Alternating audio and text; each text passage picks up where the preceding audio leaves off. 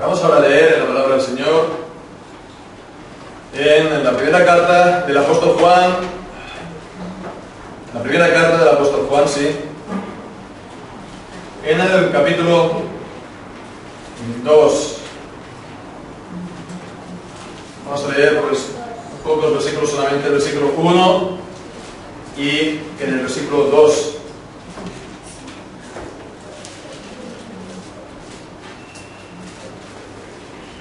Dice así la palabra del Señor: Hijitos míos, estas cosas os escribo para que no pequéis. Si alguno hubiere pecado, abogado tenemos para con el Padre, a Jesucristo el justo. Y Él es la propiciación por nuestros pecados, y no solamente por los nuestros, sino también por los de todo el mundo. Hasta aquí. Que el Señor bendiga su santa palabra. Uno de los riesgos más frecuentes, más comunes, para aquellos que hablan, dicen algo en el público, es también el riesgo de que lo malinterpreten a uno, ¿verdad? Esto es algo que, sobre todo, pues, tiene en cuenta la gente que vive un poco de la comunicación, periodistas o políticos, ¿no?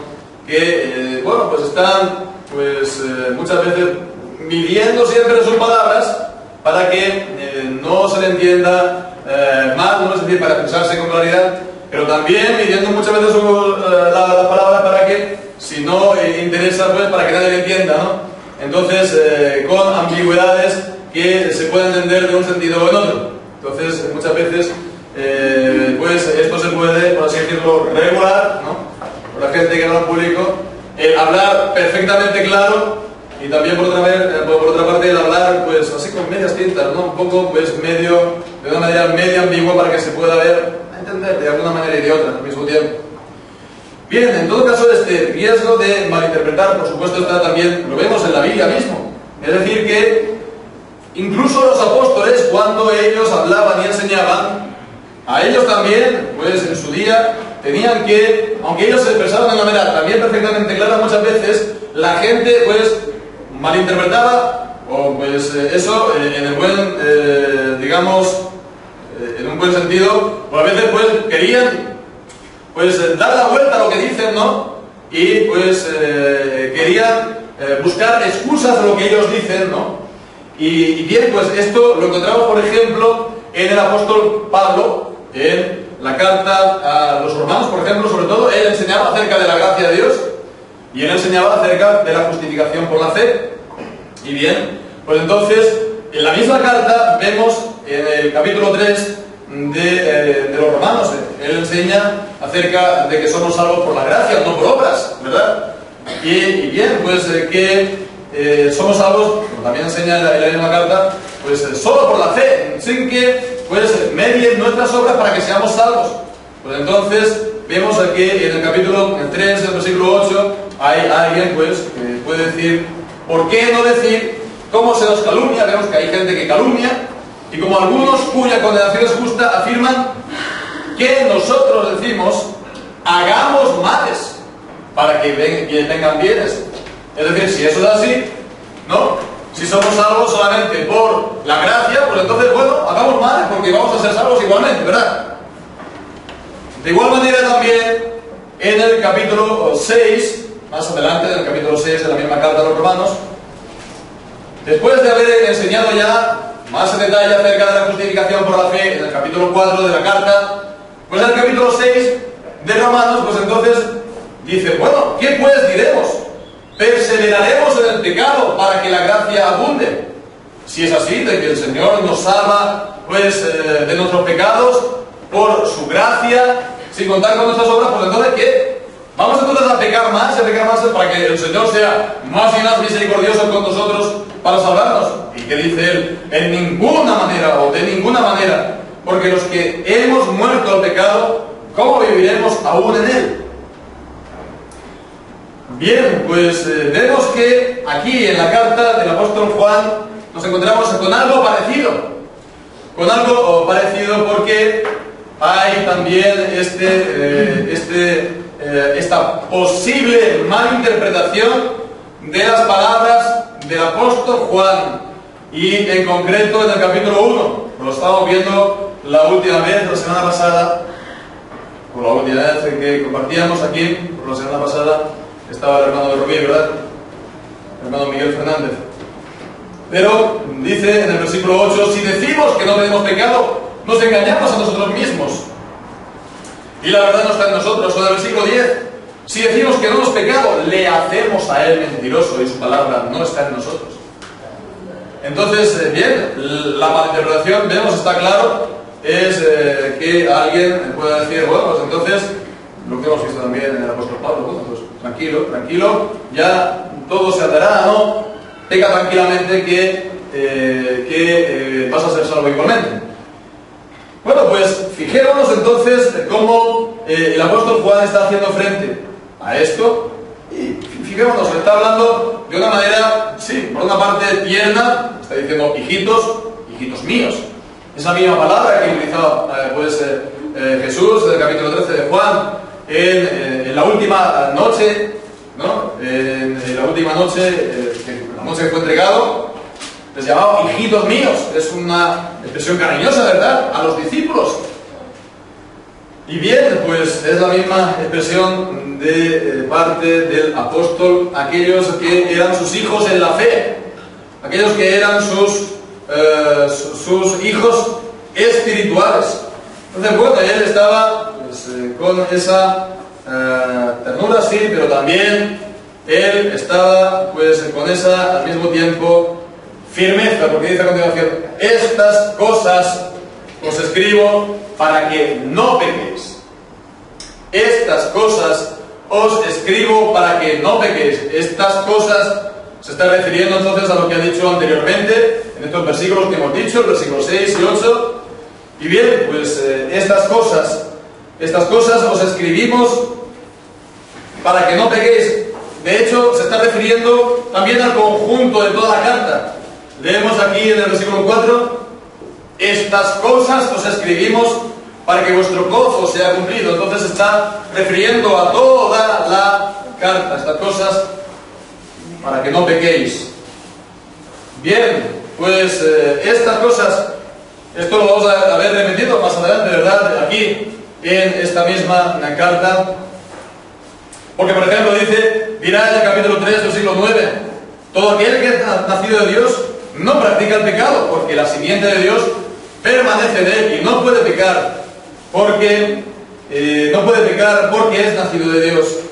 O también, pues vemos en el capítulo 3, en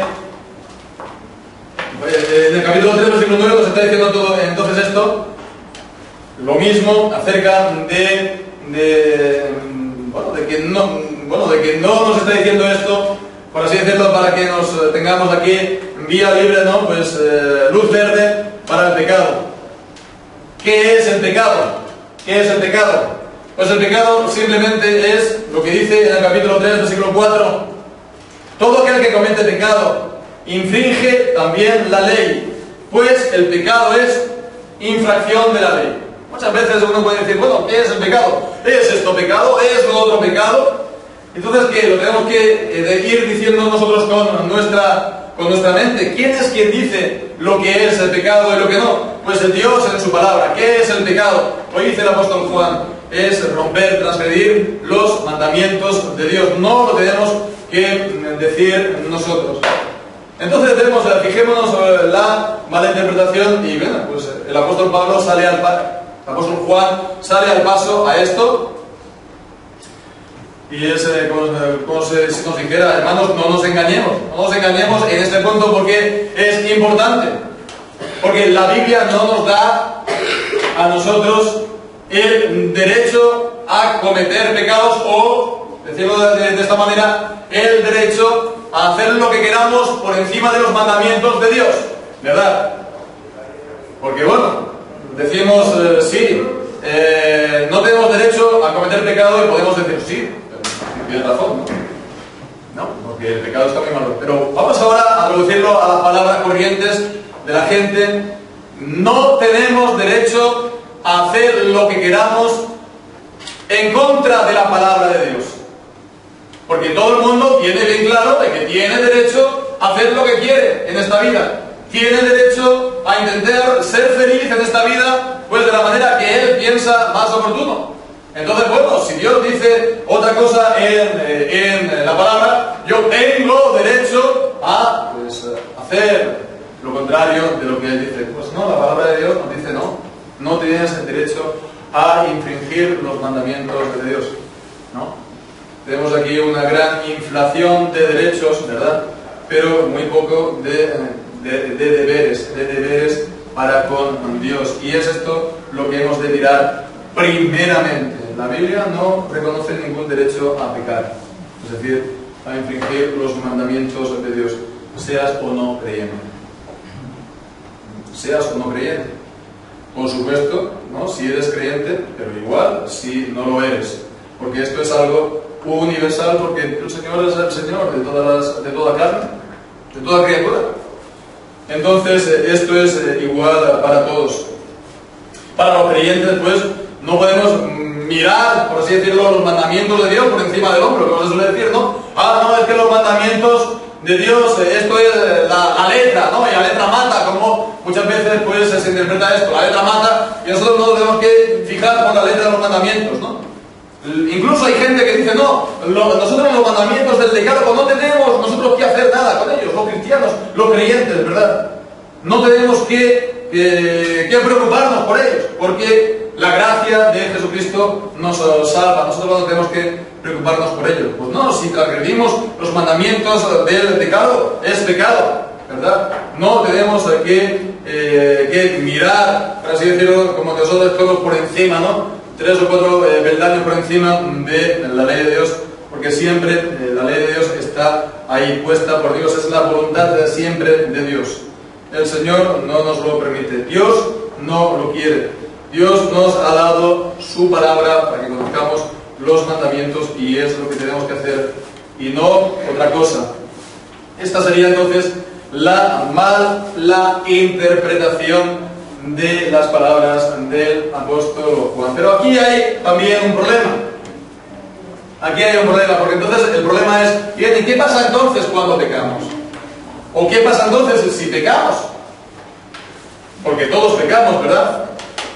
Nos lo dice la palabra de Dios, lo hemos leído en el capítulo 1. Si decimos que no pecamos, nos engañamos a nosotros mismos, la verdad no está en nosotros, peor aún, hacemos a Dios mentiroso. ¿Por qué? Porque Dios nos dice que somos pecadores. Y eso, bueno, antes de ser creyente, pero también siendo creyente, porque esto se lo está diciendo a los creyentes. Esto también se lo está diciendo a los creyentes. Entonces, ¿qué pasa si caemos en pecado?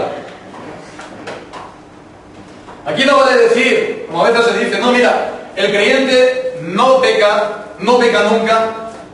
Si alguna vez peca es, vamos, sin darse cuenta, ¿no? Sin darse cuenta. O incluso de manera no voluntaria, ¿no? Es algo que, bueno, pues así, un fallo, un error, una debilidad, pero que no era, él no estaba, por así decirlo, presente cuando él pecaba. Pues eso vemos que no es así en la palabra de Dios. Vemos a David, ¿no? Al rey David, cuando él cometió el tan grave pecado, ¿no? Con Betsabé, ¿no? Que él, porque se cometió adulterio, mandó asesinar a su marido. Él no estaba consciente de lo que estaba haciendo. Él no estaba consciente de que primero pues estaba adulterando y después estaba pues ordenando asesinar, bueno, sí, en la guerra y todo eso, pero él estaba ordenando asesinar a su marido. Entonces él, por supuesto que era consciente. Y bueno, pues, también eso nos ocurre a nosotros cuando pecamos, ¿no? Y está nuestra mente presente, ¿verdad? Y bien, pues este es el problema que tenemos los creyentes. Que tenemos los creyentes porque la Biblia nos enseña que tenemos la corrupción de nuestra naturaleza, es decir, de lo que somos.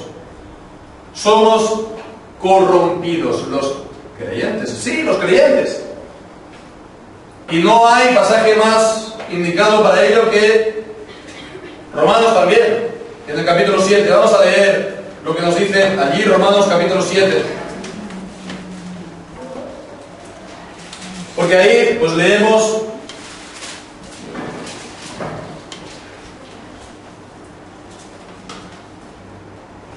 pues estas cosas. Versículo 7, ¿qué pues diremos? La ley es pecado, en ninguna manera. Pero yo no conocía el pecado sino por la ley, porque tampoco conociera la codicia si la ley no dijera, no codiciarás. Mas el pecado, tomando ocasión por el mandamiento, produjo en mí toda codicia, porque sin la ley el pecado está muerto. También veremos que dice, yo sin la ley vivía un tiempo, pero venido el mandamiento, el pecado revivió y yo morí. Y hallé que el mismo mandamiento que era para vida, a mí me resultó para muerte, porque el pecado, tomando ocasión para el mandamiento, me engañó y por él me mató. De manera que la ley a la verdad es santa y el mandamiento santo, justo y bueno. Luego lo que es bueno vino a ser muerte para mí, en ninguna manera, sino que el pecado, para mostrarse pecado, produjo en mí la muerte por medio de lo que es bueno, a fin de que por el mandamiento el pecado llegase a ser sobremanera pecaminoso. Porque sabemos que la ley es espiritual, mas yo soy carnal, vendido al pecado. ¿Qué le podría decir? Mira, es que aquí el apóstol Pablo está refiriéndose de él cuando antes de ser creyente, ¿no? Mucha gente dice esto de este pasaje, de antes de ser creyente. Pero vemos más adelante que dice lo siguiente en el versículo 22. Según el hombre interior, me deleito en la ley de Dios. O el versículo 19. No hago el bien que quiero, sino el mal que no quiero. Eso hago. Vemos. Se deleita en la ley de Dios, como el Salmo número 1, ¿verdad? Que dice que bienaventurado el que no anduvo en consejo de malos, sino que en la ley de Jehová medita, y en la ley de Jehová se deleita. ¿Quién se deleita en la ley del Señor? En los mandamientos de Dios, sino el pecador es aquel que los transgrede y los rompe, pues no voy a decir con alegría, pero sin preocuparse por ello. Pero aquel que ama verdaderamente la palabra de Dios, ¿quién ama la palabra de Dios? ¿Verdad? Se deleita en la ley de Dios. Pero vemos que encuentra, dice, otra ley dentro de sí mismo. Se deleita en la ley de Dios, pero hay otra ley en su interior para hablar de una fuerza presente en él y lo lleva al pecado. Pero en el versículo 23 dice, veo otra ley en mis miembros que se revela contra la ley de mi mente y que me lleva cautivo a la ley del pecado que está en mis miembros. Y aquí no está diciendo con verbos en pasado. No está hablando de que eso es lo que me ocurría a mí. Lo está diciendo ahora en presente. Entonces aquí hay la corrupción de la naturaleza, ¿verdad? La corrupción de la naturaleza, que incluso lo que es bueno, incluso los mandamientos de Dios, en aquello que me deleito, esto pues, mi interior, mi mente, le da la vuelta para que esto sea para mí ocasión de pecado. Incluso lo que es bueno. Pues imaginaos lo que es malo, ¿verdad? Si yo me alimento de lo bueno, y esto me resulta a mí en ocasión para el pecado, imaginémonos si yo pues estoy consumiendo porquería, por así decirlo, que no dará en mí. Entonces esto nos está hablando de este problema que tenemos los creyentes, ¿verdad? Y bueno, el apóstol Pablo pues dice, miserable de mí, ¿quién me librará de este cuerpo de muerte? Le lleva entonces a Pablo a decir esto de sí mismo, miserable de mí, ¿quién me librará de este cuerpo de muerte? Entonces vemos que este es un punto también importante para que lo tengamos nosotros, los creyentes presentes.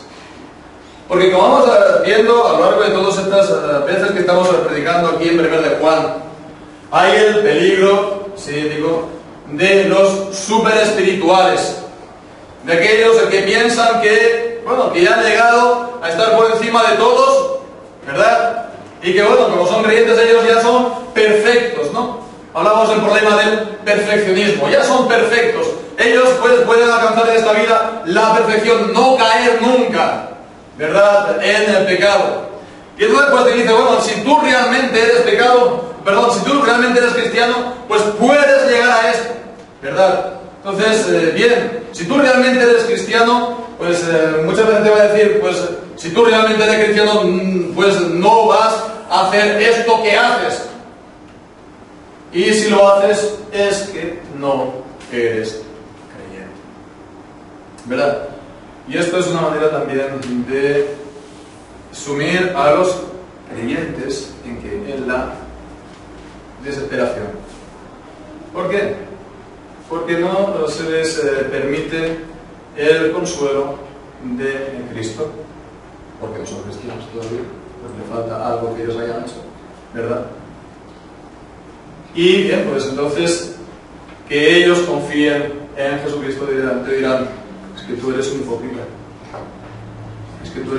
¿sabes?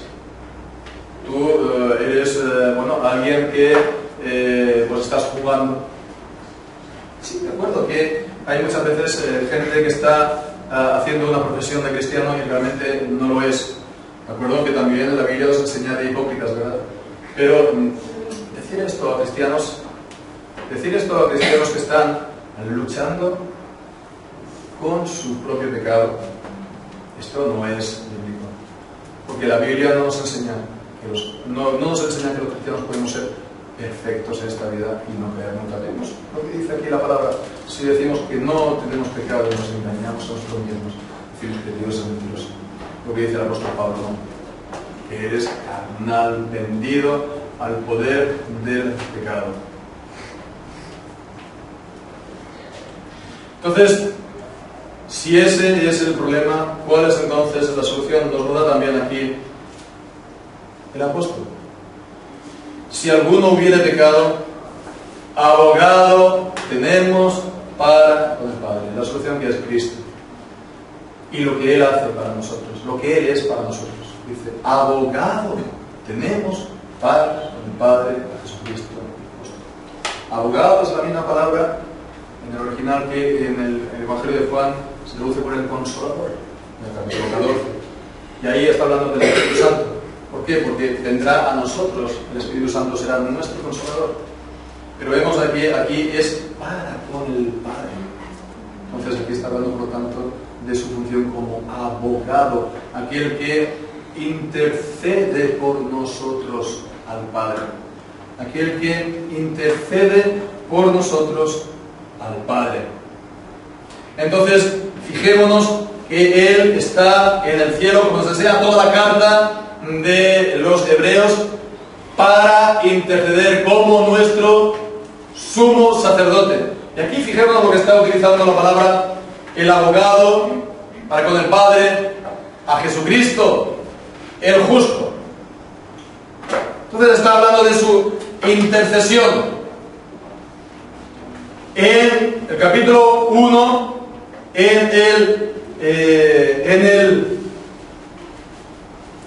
versículo 7, veíamos lo que la obra de Jesucristo nos hace a nosotros, su muerte, su sangre. La sangre de Jesucristo, su Hijo, nos limpia de todo pecado.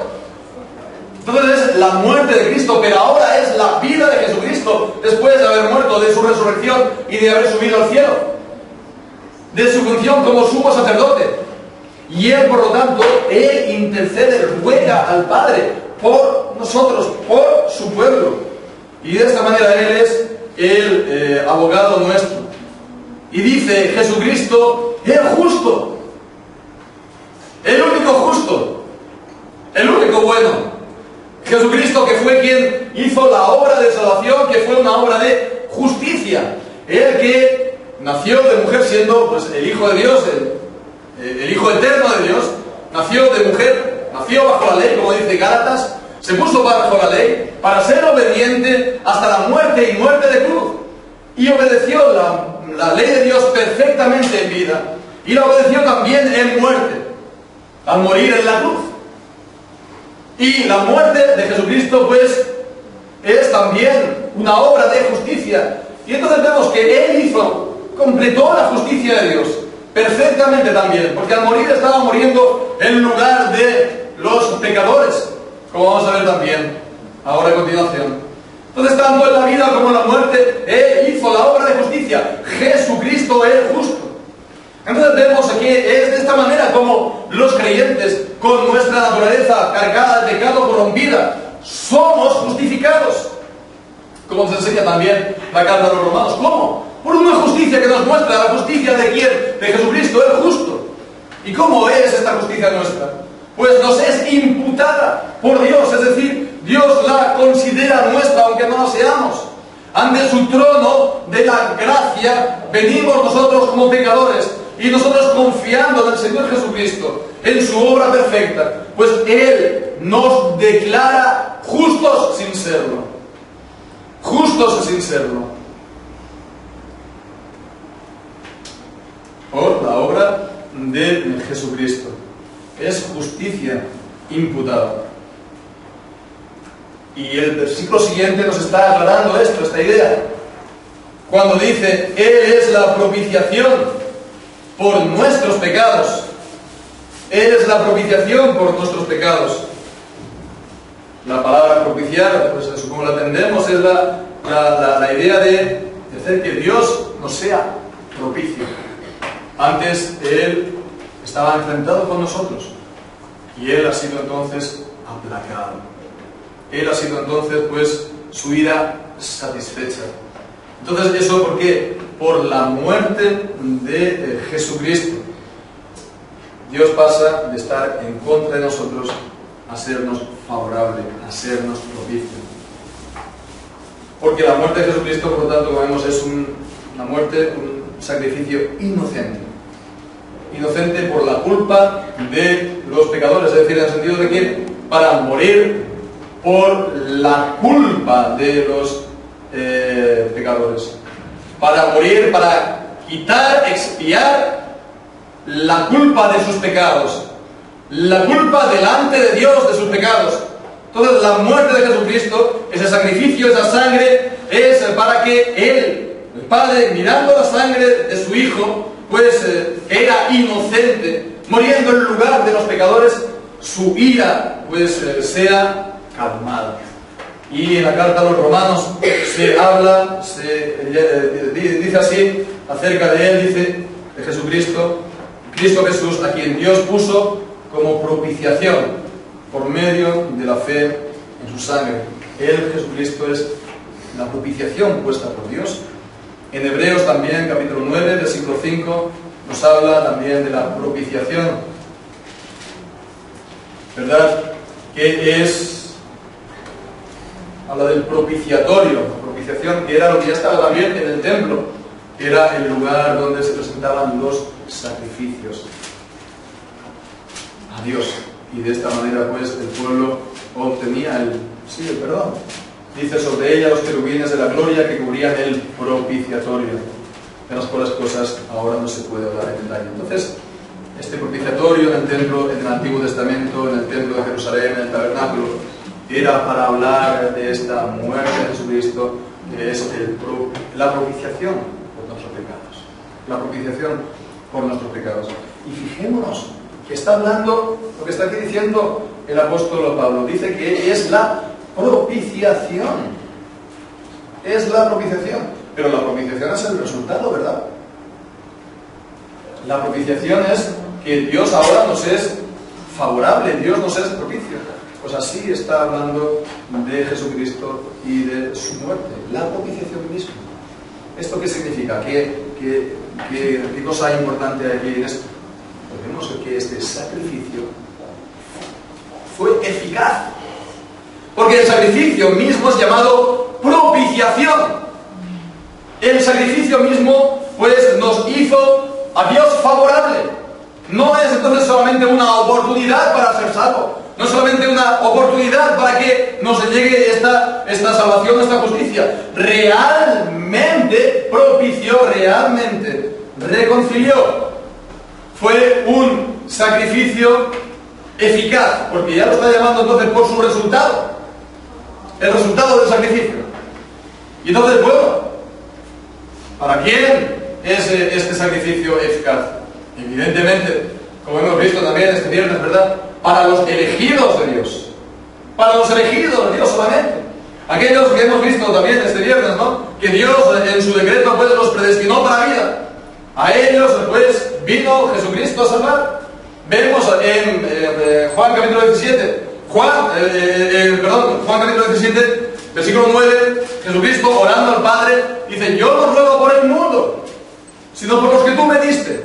Entonces él estaba orando por su pueblo. ¿Por qué? Él estaba centrando entonces su obra de sumo sacerdote a su pueblo. Y es así igual también con su sacrificio. Porque si Jesucristo fuera entonces un sacrificio eficaz para todo el mundo, por lo tanto, sería salvo, ¿verdad? Pero alguien podría decir: pero fíjate lo que está aquí diciendo. Dice que no solamente por nuestros pecados, sino también por lo de todo el mundo. Y alguien te dirá: pero aquí estás tú diciendo algo raro, porque aquí no se está diciendo esto. Pues fijémonos también en el sentido de la palabra todo el mundo, ¿verdad? Muchas veces lo decimos, ¿verdad? Muchas veces lo decimos. Muchas veces nosotros utilizamos estas palabras en frases. Por ejemplo, decimos: bueno, ahora aquí en España hay una tan terrible crisis, a todo el mundo le afecta la crisis, ¿no? Pero ¿eso qué significa? Que todos y cada uno de los españoles están en paro, que todos y cada uno de los españoles están pues pasando hambre. ¿No? Pero, bueno, en general, ¿no? A todo el país, a todos, entonces, de una manera o de otra, nos está afectando la crisis. Pues lo dicho, es aquí en el mismo sentido, en un sentido general. No está aquí hablando de todos y cada una de las personas, porque si el sacrificio de Cristo fuera propiciación para todos y cada una de las personas, todos y cada una de las personas serían salvos, pero sabemos que eso no es verdad. Y además sabemos que Jesucristo no ruega por el mundo, no ruega por todos y cada uno, sino pues solamente por su pueblo. Entonces, ¿para qué hace esta coletilla el apóstol Juan aquí? ¿Para qué? Pues si lo añade, es para que los creyentes tengamos presentes siempre la grandeza de la obra de Cristo, ¿no? Siempre tengamos presente la grandeza de su sacrificio, ¿verdad? Porque si a veces tenemos nosotros problemas con nuestra conciencia, problemas de nuestros sentimientos de culpa por nuestros pecados, pues pensemos que es tan grande que no solamente borra tus pecados, sino que borra los de todos aquellos que Él ama, que confían en Él. No solamente los tuyos, sino de una multitud incontable que estará delante del trono de Dios. Entonces tus pecados son, por así decirlo, poca cosa para Dios, para el valor infinito de la obra de Cristo, que es aplicada, te es aplicada a ti creyente, te es aplicada por tus pecados. Entonces, fijémonos esto, que Cristo llevó sobre sí el castigo por esos pecados. ¿Nos damos cuenta lo que esto significa?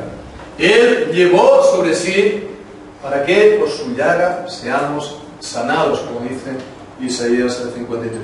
Entonces, hablemos también claro en este sentido, porque algunos, como decíamos antes, te van a decir,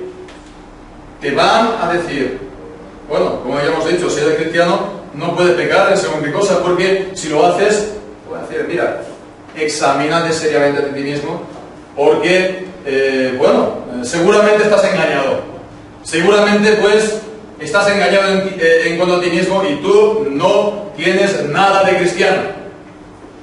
Bueno, pues yo te digo, mira, lo que dice la Biblia es que tú y yo somos unos miserables. Tú y yo también, yo y tú somos unos miserables. Y que no hace falta que caigas en ningún pecado especial para que tú seas pecador y que yo sea pecador. Porque ya lo somos. Por nuestra propia naturaleza y por nuestro propio corazón, ya somos nosotros pecadores, ¿verdad? Y los pecados es simplemente pues la manifestación de lo que somos. Entonces, bueno, tal vez estamos a lo mejor luchando con un pecado, ¿verdad? Con un pecado en particular, ¿no? Y una y otra vez estamos con él, ¿no? Y caemos y nos cuesta. Bueno, yo no te voy a decir esto de, bueno, no pasa nada por tu pecado porque, bueno, pues, como dice Pablo, ¿no? Hagamos males para que vengan bien. No, los pecados son graves. La infracción de la ley, como hemos visto, es grave. El pecado es grave y no tenemos nosotros derecho a infringir los mandamientos de Dios, como te lo he dicho. Pero sí que le digo, mira, la gracia de Dios es poderosa. La gracia de Dios es poderosa. Con la gracia de Dios, sí, vamos, el Señor puede tratar esta cosa, el Señor la puede sanar, el Señor, pues, en su gracia, con la ayuda del Señor, puede restaurar todo esto. El Señor puede, pues, hacernos avanzar, ¿verdad? Vamos a intentar buscar soluciones en la palabra de Dios, vamos a intentar dar pasos con la ayuda, con la gracia del Señor, ¿no? Pero sobre todo, fijémonos lo que está diciendo aquí el apóstol Pablo. No está centrándose en nosotros mismos, está centrándose aquí. Está centrado en Cristo, ¿no? En el abogado que tenemos, Jesucristo justo, que es la propiciación por nuestros pecados. Y no solamente los nuestros, sino de todo el mundo. Fijémonos, ¿no? Me dice para cosas de Jesús, ¿no? Todo de Jesús, extenso, todo para que pongamos nuestras confianzas en Jesucristo. Y solo en Él, su justicia que hemos visto nos es imputada, el sacrificio que tiene ese valor infinito, su intercesión. Entonces fijémonos que la Biblia no hace de los cristianos unos, voy a decirlo, unos maravillosos hipócritas. Es decir, no, mira, yo no soy pecador, yo soy muy espiritual. No. La Biblia lo que nos hace es que reconozcamos que somos pecadores, caídos de carne y hueso, ¿no? Y arrastramos nuestra corrupción en lo que estamos aquí de vida, pero somos salvos por la gracia de Dios, somos salvos por la gracia soberana y eficaz de Jesucristo, y tenemos un poderoso y un clemente Salvador. Pues que a Él sea la gloria, nuestra confianza sea en Él, y nosotros vivamos pues, confiados en la gloria el resto de nuestras vidas. Así sea. Amén.